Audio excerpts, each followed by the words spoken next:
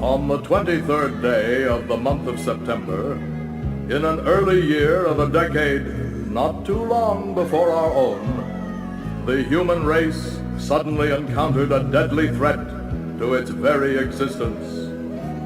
And this terrifying enemy surfaced, as such enemies often do, in the seemingly most innocent and unlikely of places.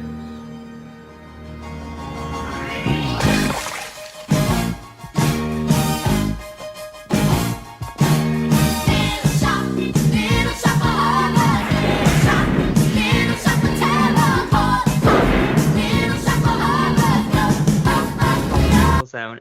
I am very excited because we have a new cast of characters today to discuss the iconic cult musical classic, Little Shop of Horrors.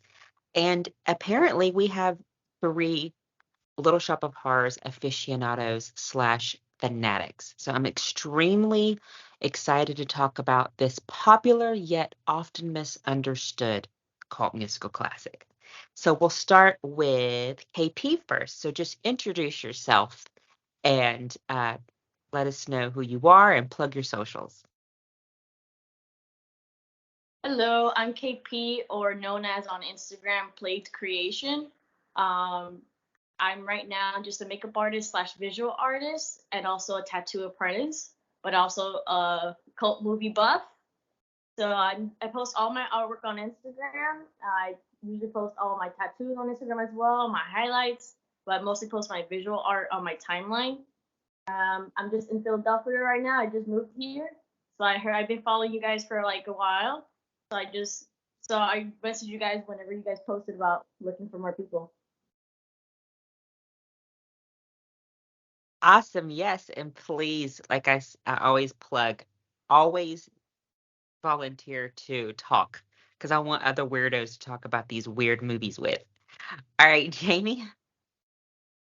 Hi, everyone. My name is Jamie Diamond. I am a drag artist, usually king leaning, and I'm also a shadow caster with the Junior Chamber of Commerce Players out in Pittsburgh, Pennsylvania.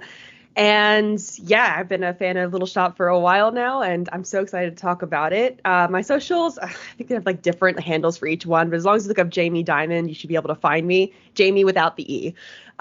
So yeah, go ahead and give me a follow, and also follow the Junior Chamber of Commerce Players. So. And John. Hello, my name is John, Doc John 90 on Instagram. I am a reporter for a small town newspaper, but I'm also a shadow cast member for the Denton Affair, Cincinnati's best, worst, and only Rocky Horror Shadow Cast. I'm also an amateur actor, and you may see at some point my Jamie, the dog with an E. He may pop in and visit, but yeah, I've been a big fan of Little Shop and other weird movies like this, especially any movies that have big giant puppets. If you get me started on Jim Henson, I will rag on and on and on about him. So, yeah. All right, so it's interesting that this is the next. So the first episode, of course, dealt with Rocky Horror Shock Treatment, Best Little Whorehouse in Texas, and then there's going to be subsequent episodes that you haven't been revealed yet. But when talking about Little Shop of Horrors, I feel like we need to distinguish and separate Little Shop of Horrors, the stage musical that has its own following, from the film, because I feel like the film is sort of overlooked by fans of the stage musical. But we can get into why.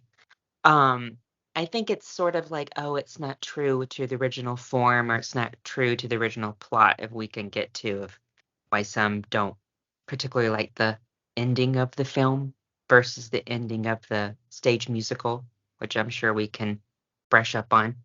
But as we do with every episode, we want to talk about our first time, our first time, but only our first time seeing the movie. And I guess I could say the first time I saw Little Shop of Horrors, I actually saw it before the queen of all cult movie musicals, which is the Rocky Horror Picture Show. And my segue into Little Shop of Horrors is because my favorite movie is The Little Mermaid. And as we know, Howard Ashman and Alan Menken, who are Disney legends, did the music for Little Shop of Horrors. And it was so successful on stage and on screen that Disney contacted them to do The Little Mermaid. So I got it for Christmas on DVD, and I fell in love with it. So who would like to go next and talk about their first time? Go ahead. All right. Well, before I actually talk about that, one thing I meant to bring up was our Shadowcast just recently did a Shadowcast production of this movie, and we're doing another one in November, I believe. And also, one of our cast members, one of the things he does is he makes custom VHS tapes. Like he'll take modern movies and like make custom VHSs. And we recorded our production of it, and he made, I don't know how well you could see it, this little custom VHS of our performance, and then he photoshopped the performers in the respective spots. It's and even in the back, like there's pictures from the actual show and pictures that I actually took of the show. So yeah, but my first time, I can't quite remember the exact first time. It was probably during college or high school. I probably watched it because it had the big Audrey 2 puppet, and I love giant, elaborate puppets like that. And I think what got me into it more was, and actually, I think maybe that kind of helped led me to Rocky Horror, because I remember I also looked up the old Siskel and Ebert review of it, and they had mentioned how this was much in the same vein as Rocky Horror. So that may have led me down that path, but I'm sure I just watched it for the first time because it had the big giant puppets and such like that. So Yeah, and before we get to others, I think, like I mentioned on the Rockula episode that hasn't came out yet, cult musicals sort of are a domino. So Rocky Horror might, of course, will introduce you to Shock Treatment. Shock Treatment might introduce you to Little Shop, Best Little Whorehouse, Meet the Feebles, etc., etc., etc. So it's Repo, Meet the Feebles. John, I had to mention that for you. We'll do that eventually, guys. It's a very perverse Muppet spoof. But who wants to talk about their first time next? Jamie or KP? I'll go. Yeah, so when I was younger, I was involved in dance. And so my dance teacher would always have really cool themes for every recital. So one year, our theme was musicals. And so we did for our lyrical Suddenly Seymour. And I had never heard, what was great about that show is the fact that I was introduced to so many musicals from there, because there was like, 9 to 5 and different, like, I'm trying to think about other songs I did that year. Fame and all sorts of other musicals that like were kind of outside my usual Disney, you know, pool of musical theater that I loved so much. And I was 10 years old. So I was like, and of course, being a curious 10 years old, having access to the internet, I looked up Little Shop of Horrors. Obviously, I should have known with the title Horrors in there. But I was freaked out by Audrey 2. I had this morbid curiosity and fear with Little Shop. I loved the music. I got into the music. I got like 3 songs downloaded onto my iPod, which was Suddenly Seymour, so I could practice, and Mean Green Mother from Outer Space. Even though the plant scared me, I love that song. So, and of course the title song. And I kind of just I had this weird morbid fascination with the movie, and I actually watched the whole thing the whole way through until probably like middle school when we watched it a sleepover. And that kind of just got me hooked on it, where I wasn't scared of the plant anymore. And sadly, it wasn't that long after I was at first scared of the plants. But then I started learning more about how they did it, and it kind of made the fear go away. And now it's like, oh my God, I love Audrey 2 so much. And now I want to do drag as Audrey 2. So, it's a whole rabbit hole, as one does with cult musicals, right? So that's how I got into it. And KP, what about your first time seeing this movie or your first time hearing about this? Well, I watched it when I was like a teen. So around that time, I was very like, you're in school, so you mostly have time to be creative. So I would like watch it over and over, listen to it all the time, practice how to sing it, and I would like paint like a lot of stuff inspired by the movie, like draw a bunch of versions of Audrey, because I've always like been like obsessed with practical effects. So I would always research how they made it, how many they made for shooting. Like I've been following like a lot of Stan Winston, like Rick Baker, like all of their work. So I would study how they would do it, and I would try to like paint it to like as detailed as possible, like how they would do it. I always wanted to make a sculpture of it. I just haven't. So I just always would watch like stuff like Rocky Horror, like a bunch of like all the musicals I could find when I was young, so I can like absorb everything. So that's basically how I watched it, just like as a teenager, just consuming media. That is so interesting, like about the whole special effects. So we have like a special effects expert here. That's awesome. Yes, John? Going off what Jamie mentioned, like they do drag. I have a friend of mine, they also do drag. And one of the things they did just before RKOCon this year, the Big Rocky Shadowcast convention, they did an Audrey 2 drag. Like the top part was the plant, and then the bottom part was just their legs. And I forgot what song they were dancing to, but I didn't see it live, but I saw pictures and videos of it, and it was amazing. I just wanted to mention that.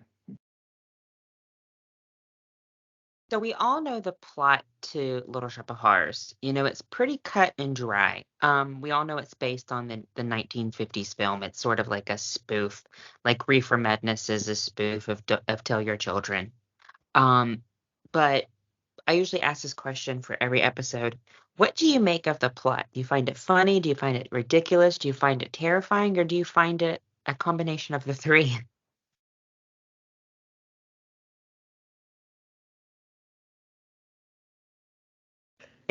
Yeah. I guess I could go first. So with the plot, like I found it to be like a mixture of campy, like that sort of campiness of like they're acting this silly way on purpose, of course, where they're adding like a more of like a caricature to their voice when they deliver their lines, but they also make it like that type of smart funny to where you're like, oh, I get it afterwards.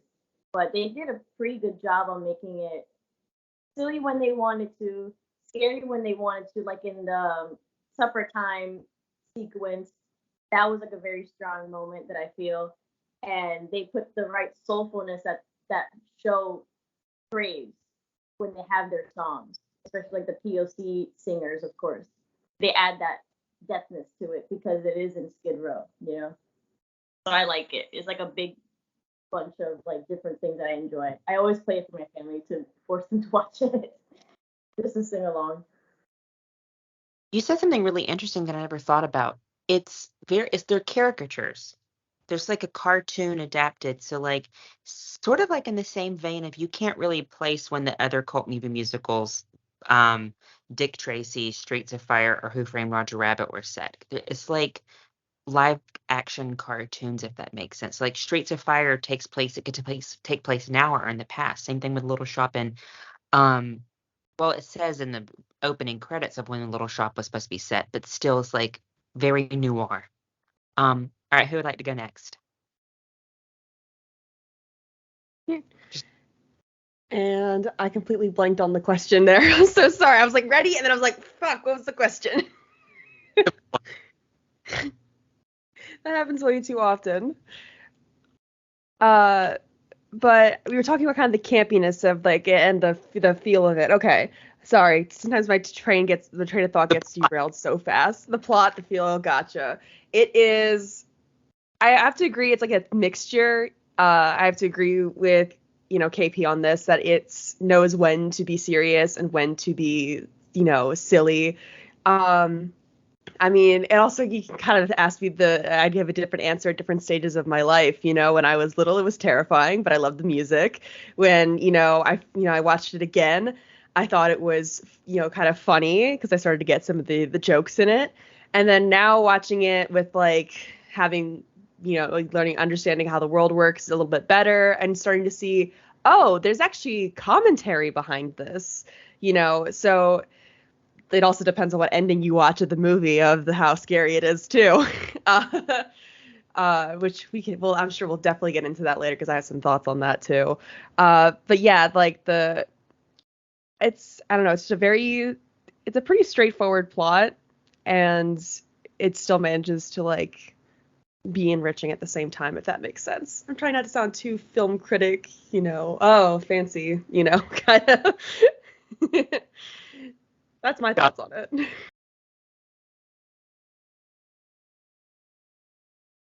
Kind of going off like what they've said, there's of course a campiness to it. I think this could just be me talking out of my rectum, but all musicals kind of have a campiness to them. Like even the more serious ones have a campiness to them. And this one, I've noticed upon rewatching it, you notice how like the acting with the characters, like during the first couple scenes, they kind of do that stage acting, which is kind of shouting their lines a little bit and, putting maybe a little bit too much, breath behind it. But then it kind of gets more, I guess, realistic acting. But what they've also said too, it is kind of, these are basically cartoon kids. This is kind of a live action cartoon. Like, if I ever met a woman that talked like Audrey 1, that would be very bizarre. And even if I went to like the most Brooklyn-y part of New York, I don't think I'd meet anybody like Mr. Mushnick. And Rick Moranis kind of made a career out of playing nerds like that. So, but I think the thing is like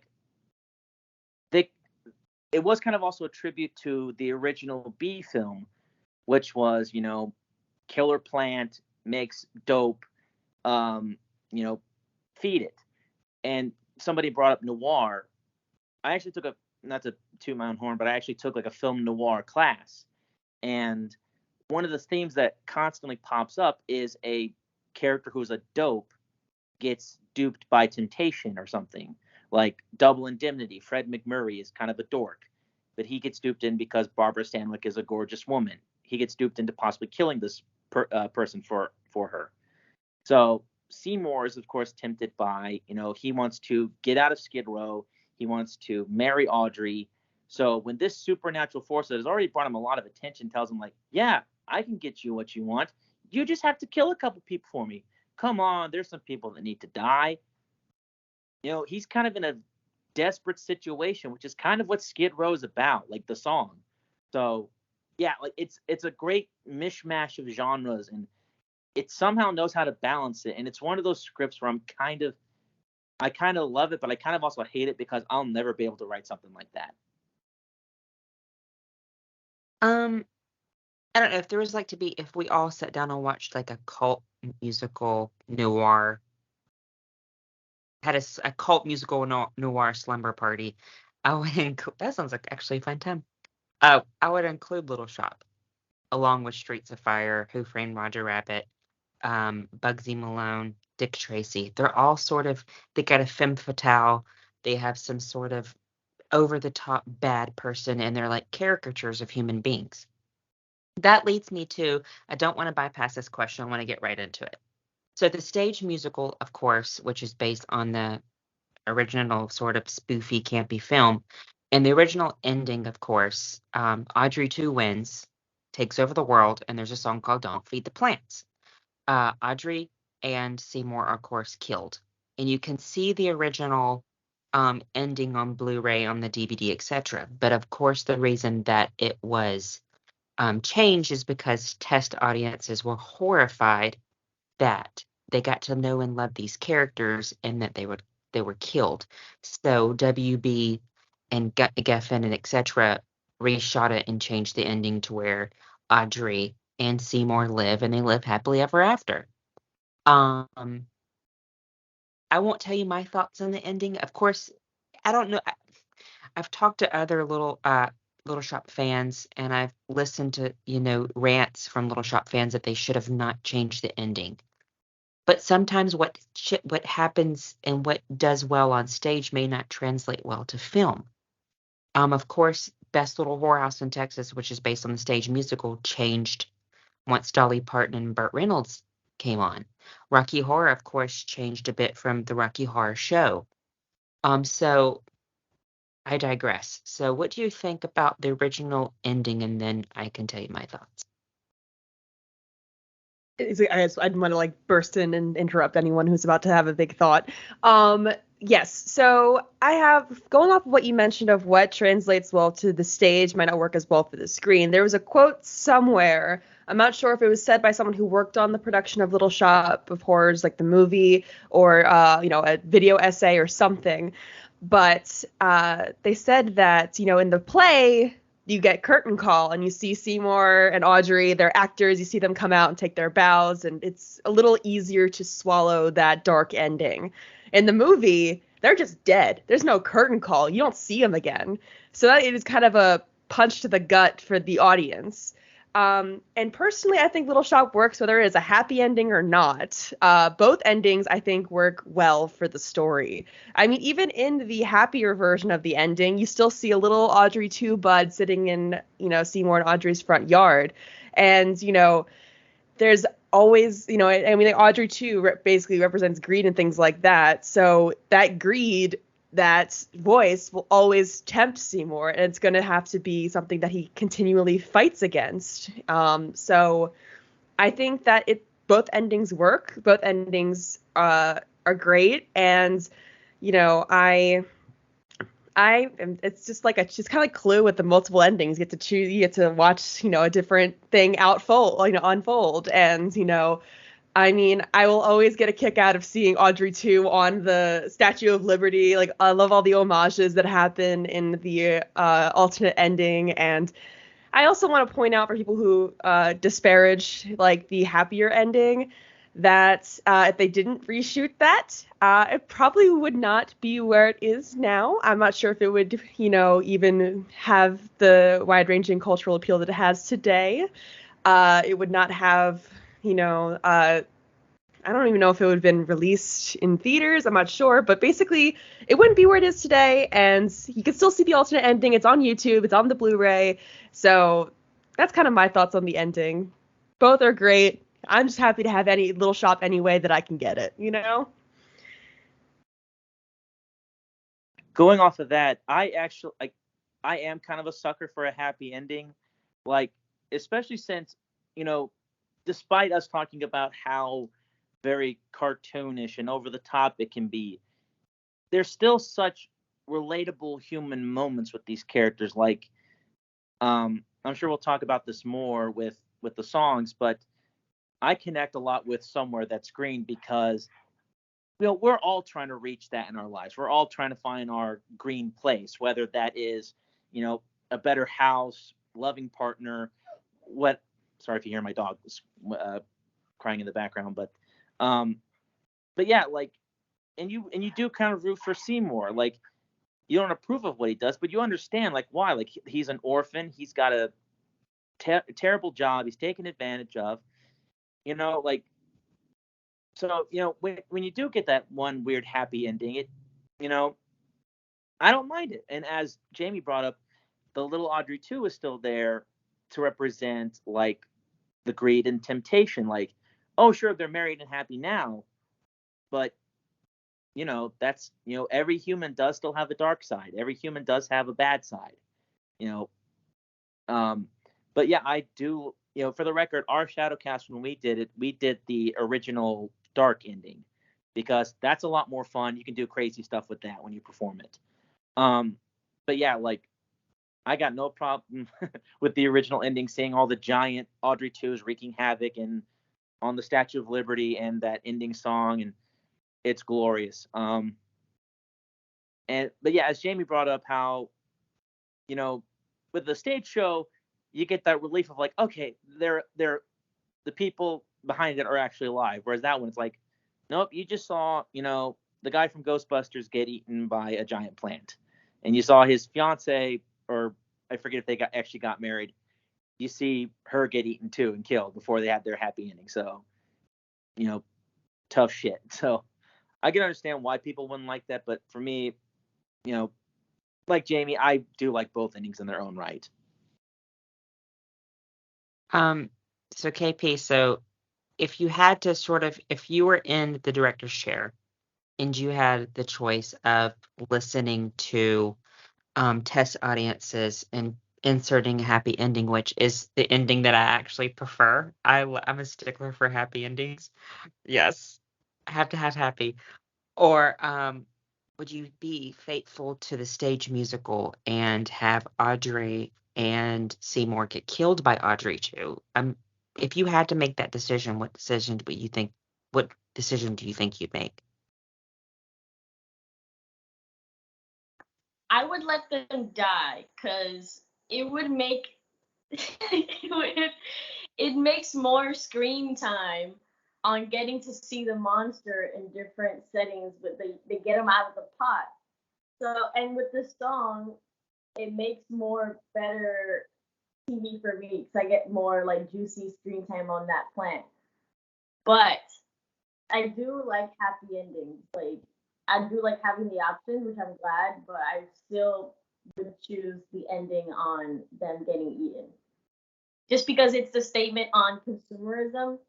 Like that's like the statement of the movie. So it's like they die, they try to get what they wanted, but they lost the game on consumerism and like the plants coming around everywhere. Everyone's buying their own plant, so it's like consumerism will never end. That's the way of the world, you know. I do also. Jamie. Oh, sorry. I wanted to add in. At first, when I first watched that alternate ending, I was like, oh my god, this is horrifying. People dying, all this stuff. But then I realized all of those Audrey 2s got gigantic because people kept feeding them. People kept killing their, like neighbors or something. And at that point, I was like, screw all those people. They deserved it. Like, yeah, make a good point. It does kind of nail home that message of, greed will consume you, literally eat you alive. Kind of like the ending to Reefer Madness, the movie musical. Like, is it happy or is it terrifying? Go ahead, John. I was gonna say, before I saw the original ending with the movie, before it was remastered and whatever, I just saw it as like, oh, here's the original working print when it's in black and white. And first of all, after Audrey eats Seymour and spits out his glasses, and the laugh, it's clearly Frank Oz doing like a Cookie Monster laugh, like him going, huh, huh, huh, huh. But I will say this: if you think it's scary, like in the regular cut in black and white, it's terrifying because like it just looks so grainy and creepy, and especially like with this ending shot and it's zooming in on the mouth because like I don't know, it just has this extra creepiness about it. So let's segue into the next question. If you had to pick a favorite character or two, only two, who would you choose and why? I would choose Audrey 1. Audrey 1, not Audrey 2. Audrey 1 because I love Ellen Greene. And if you haven't had a chance to see her in the cult TV show Pushing Daisies, you should, because she sings in it as well. And I love Steve Martin as Orin. And I don't know if this makes me sadistic, but one of my favorite lines is he's like, "Guess what?" And she's like, "Doctor, doctor." But who would like to go next and tell me there's one or two favorite characters? Okay, KP? Mine are the same, like favorite. I love them both, but my favorite line of Steve Martin is when he's like, "Nice plant, it's big." That's why I say that to literally everything I see outside. But like I love Audrey 1 because she's an it girl, and just because of like the way that they go back and forth, it's terrible. But since it's Steve Martin, it's funny, you know.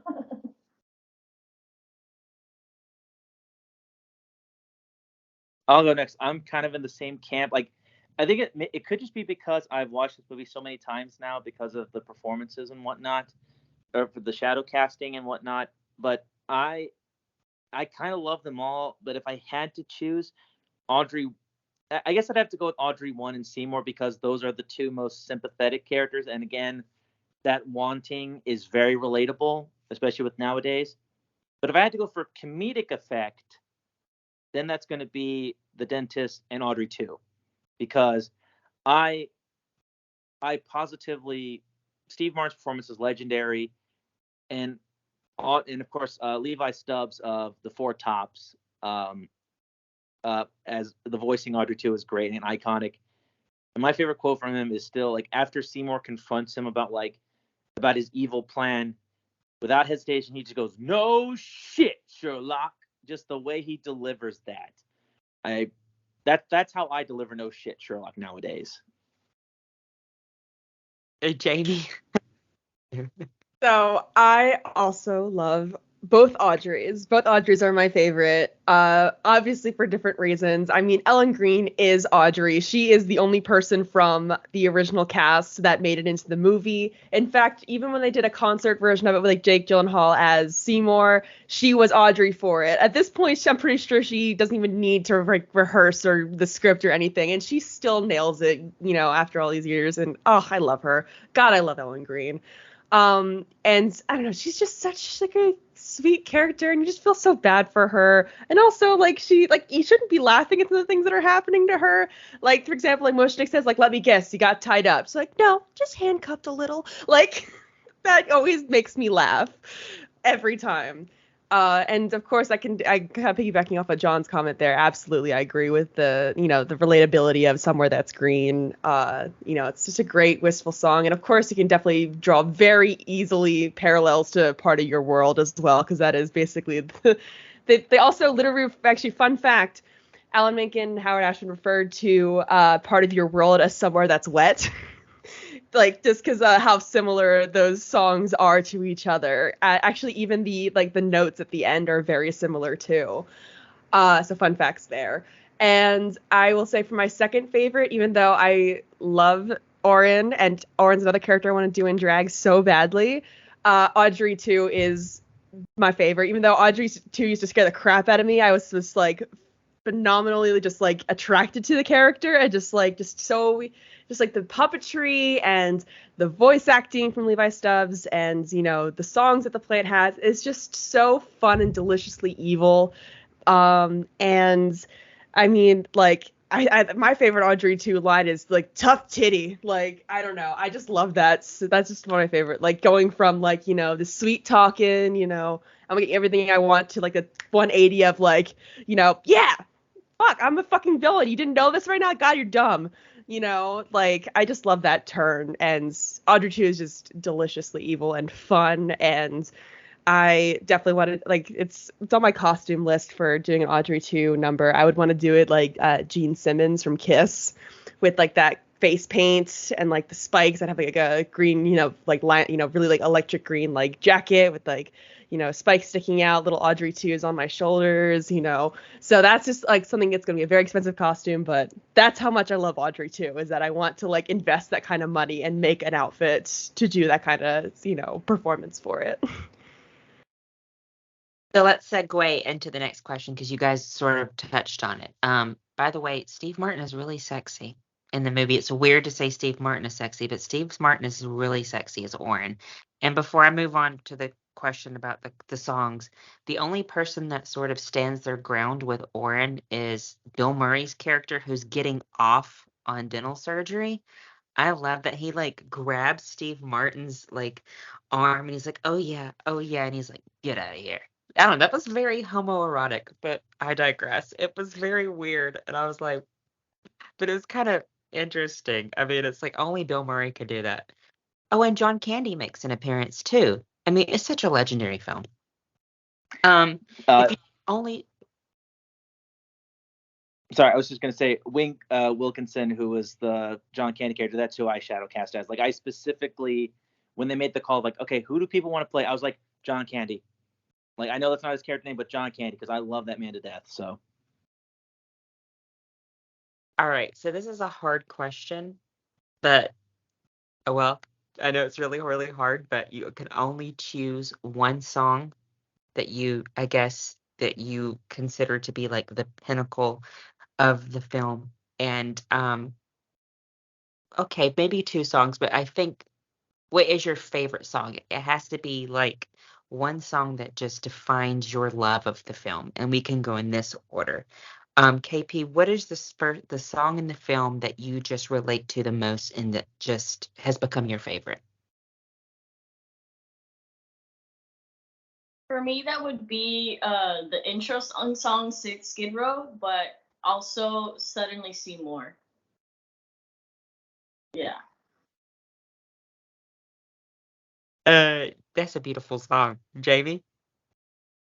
I'm also going to agree. Suddenly Seymour is like always going to be one of my favorites. I mean, obviously, I have the memory of dancing to it, and it was a lot of fun. But however, to go off of what you suggested for the prompt of what kind of defines my love for the musical right there, like one of the pinnacle of it, I think Supper Time is that song for me. It's just like the vocals and just like the like the just the build up to like it's such a different scene because like this is the first time like he stood by and let Oren get it, do like kill him, essentially kill himself with the nitrous oxide. But in this case, Mr. Mushnick isn't Oren. He's not that level of oh, some folks deserve to die. He doesn't fit. I don't think he really fits into that category. Yeah, he's a kind of greedy person as well.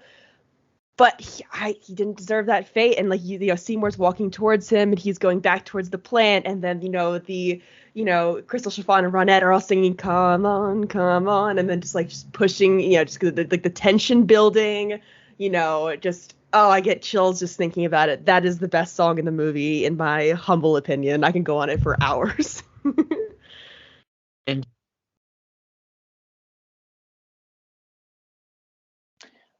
Honestly, first of all, there are no bad songs in the show. Like, every song is a banger. Every song, like, it's like with writing, like every song has to fit, even like the filler songs.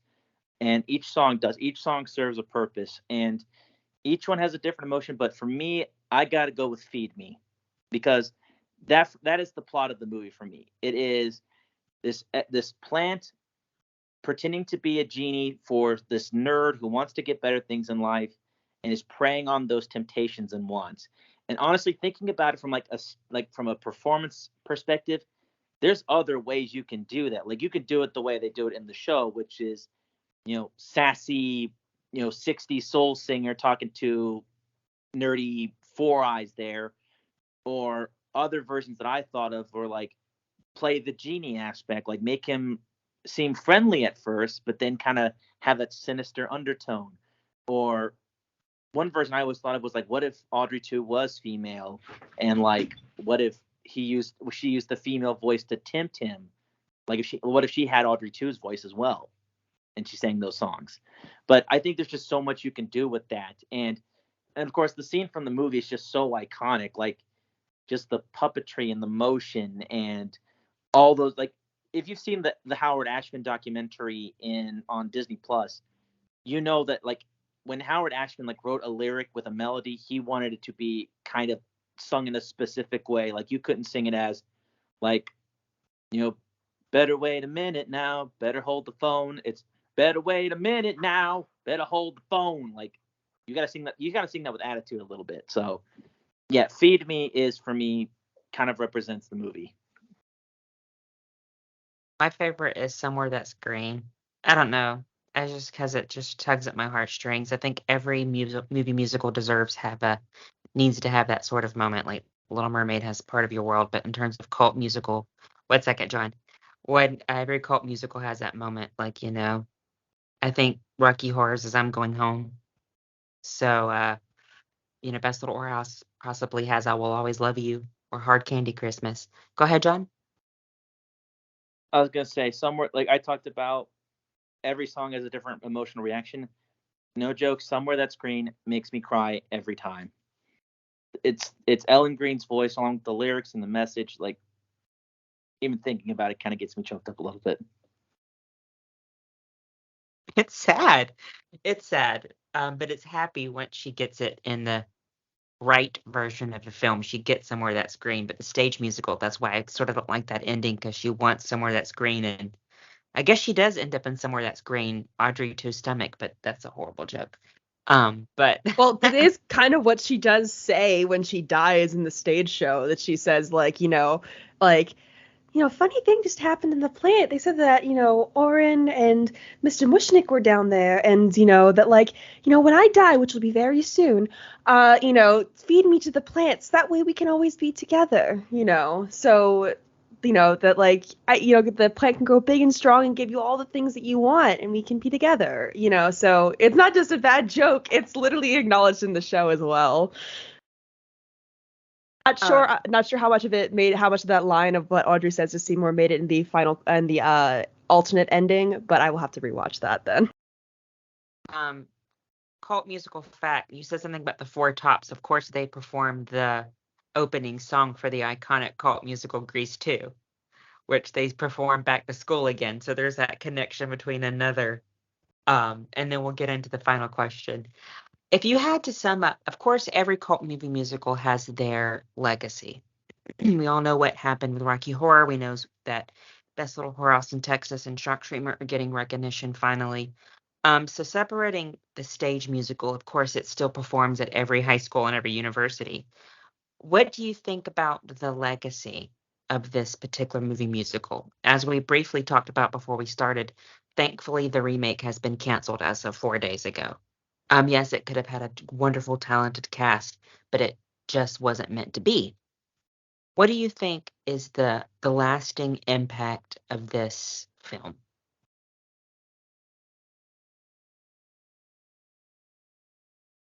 I can go first. I think the legacy of it is, I think maybe for some people it could be seen as the kind of a gateway drug for people to get into cult musicals.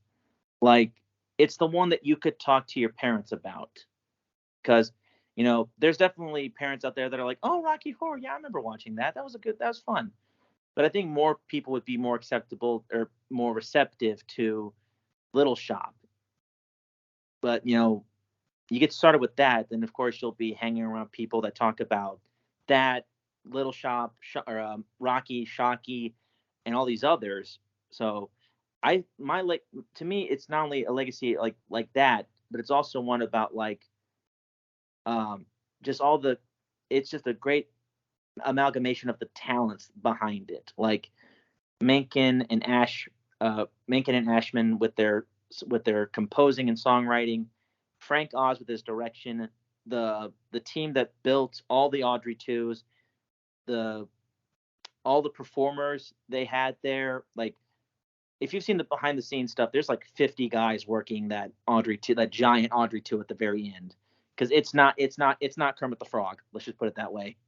Although, real quick fun fact, I wanted to share this. In the dentist scene before Bill Murray goes in, the little girl that comes out with the massive headgear, that is Jim Henson's youngest child, Heather Henson. And amongst the many puppeteers for Audrey 2 is Brian Henson, one of his kids, who kind of inherited his legacy a little bit. But yeah, I think the legacy of it is kind of a gateway to cult musicals, but also it's just a great, summation of a lot of hard work at that time. I know Jamie has their hand up. Yeah, it's sort of the Rocky. I was going to say that I was going to point out the Brian Henson fact as well. So I appreciate you brought that up. I mean, I wouldn't be surprised, considering how much of a much of a Henson Company fan you seem to be. Sorry, I hope I wasn't interrupting too much there, James. I'm sorry. But I also kind of want to piggyback off of John's comment there about how it being a gateway drug to cult musicals. I think it's also a gateway drug to horror musicals. I think this is a great way to start with, you wouldn't think that horror would go well with musicals, but it really does. And, at first thought, at least I thought at first, and then, Little Shop kind of just opened that possibility and it really showed I don't know, it's kind of, I feel like from what I remember from researching about it, it was kind of a fresh take for Broadway or off Broadway when it was in the stage play. But it also could show the modern movie musical enthusiast audience that hey, movies can musicals can have an edge to them. Musicals can be scary. And, right now I'm watching a new kind of horror musical enthusiasm for original shows like Team Star Kids, The Guy Who Didn't Like Musicals, and Black Friday, to amazing, newer versions of horror musicals. But for me, Little Shop also led me to learning more about Sweeney Todd. And, I haven't gotten Jekyll and Hyde yet, but because that led me down that rabbit hole, sorry, it did. I'm curious about it. But anywho, my point is that it's I can see the reflections of Little Shop in some of my new favorite horror musicals, especially the guy who didn't like musicals. For people who don't know, long story short, it's basically a zombie apocalypse, but everyone's infected with the ability to be in a musical, essentially. Everyone sings, that's basically what the whole situation is. So if you're singing, that you're fucked. And so one of the songs had kind of these sets of notes that reminded me so much of Little Shop for sure. And musicals can be scary, and I really appreciate how it's able to how pretty groundbreaking it is for showing kind of like, it showed a new way for the musical theater genre to be and the movie musical to be. I'll get off my soapbox. Okay. JP, do you want to approach it from like the technical angle of, especially since you're into special effects, about how groundbreaking that was in terms of film at the time? Or how do you want to approach that question? Well, yeah, I would approach it from that way of like that, like the saying you guys were saying before, like it took a big team to make all that. Even in every little part of making that movie, they snapped essentially to where like they did not play around. Like they made every single aspect of that film and that stage play like high quality. Like they made so many different versions, sizes, color variations. Like in every other shot of Audrey 2's mouth is different. Like each puppet is different, just for the sake of consistency. But at the same time, it adds to the horror effect. Where like I feel like the legacy of the movie helps with pushing the boundaries, like how in Zombie Apocalypse, the musical, the one on Hulu, like that one goes from the comedy musical slash horror, and not even this is not even a musical, but like Gremlins essentially is the same. Where like they use the puppets, like the practical effects of the little puppets, all the dolls and robots.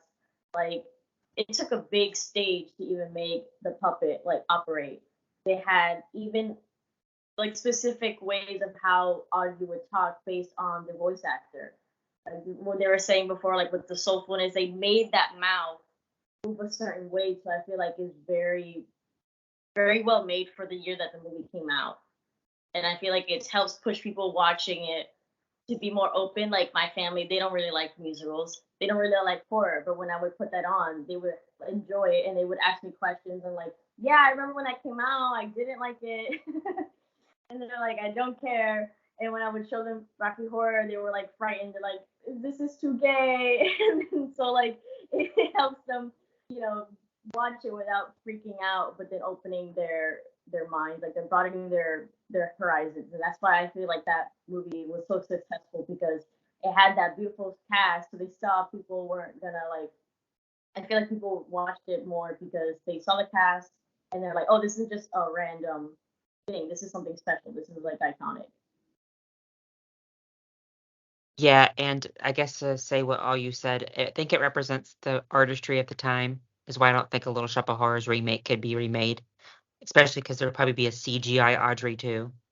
That's why the Labyrinth sequel that is approved is sort of in development. How some things just don't need to be. Labyrinth 2 is, Brian Henson and Lisa Henson are producing it. But it sort of fell in development hell, because how do you make a sequel to something, or how do you make a remake? And I think like the mastery of puppetry arts is no longer, unfortunately, kids nowadays aren't taken back by puppets, which puppets, the Muppets and Jim Henson and all of that was a huge part of my childhood. And so, yeah, it's a product of its time, and I think it's a snapshot of of creativity, where it took a lot of creativity instead of computers. I guess before we get into the last question, anybody else have anything to say about how? Oh, and of course, and Shadowcast are now performing it. So it's like Rocky Horror, the shadow casting opened the way.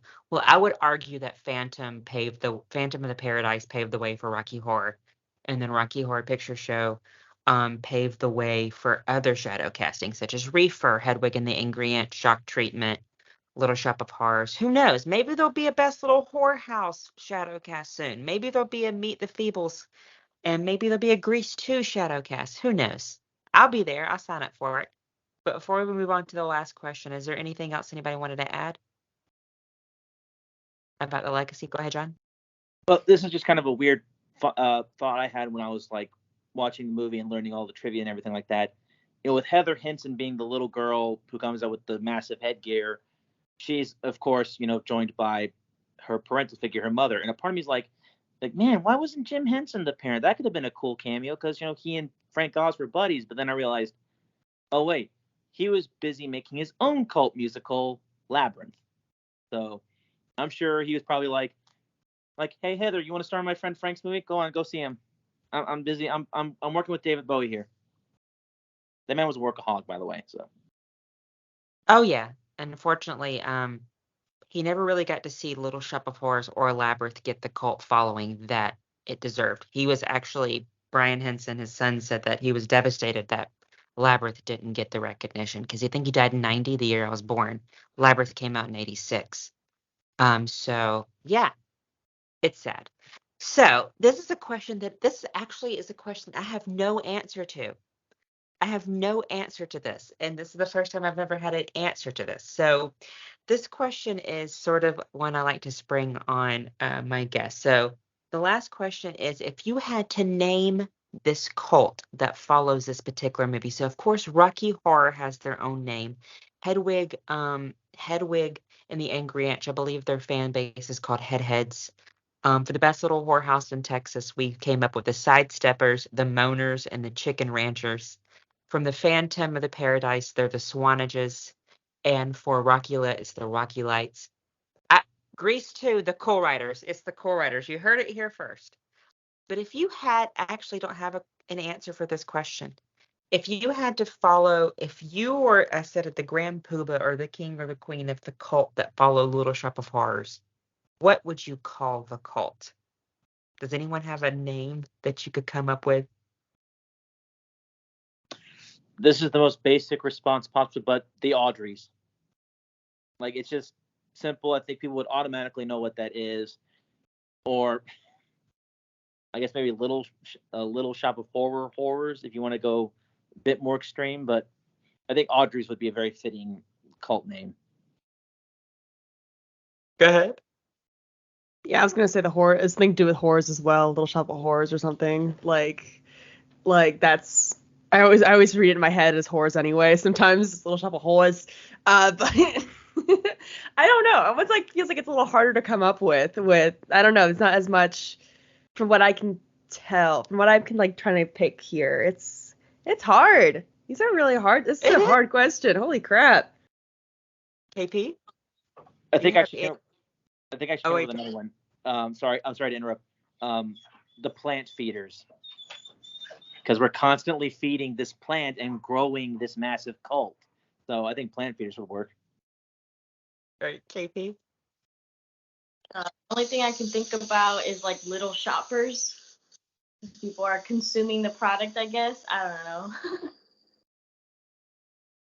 So you're looking at it from a capitalism edge, which is a really interesting. See, it's great to have different minds. What about the Skid Rowers? I don't know if that's politically correct, but you could say the Skid Rowers or the dentist. I don't know. It's interesting. I don't know. I think because I'm so glad that the remake is canceled as of 4 days ago. But I'm glad that it's left to be in its original pure form. And also I was thinking about it. I didn't realize how about the memories that I had growing up with this film, because I got it for Christmas and got it from my mom, and of course it's the bridge between The Little Mermaid. And does anyone else have any sort of just anything else they want to say about this fabulous cult musical?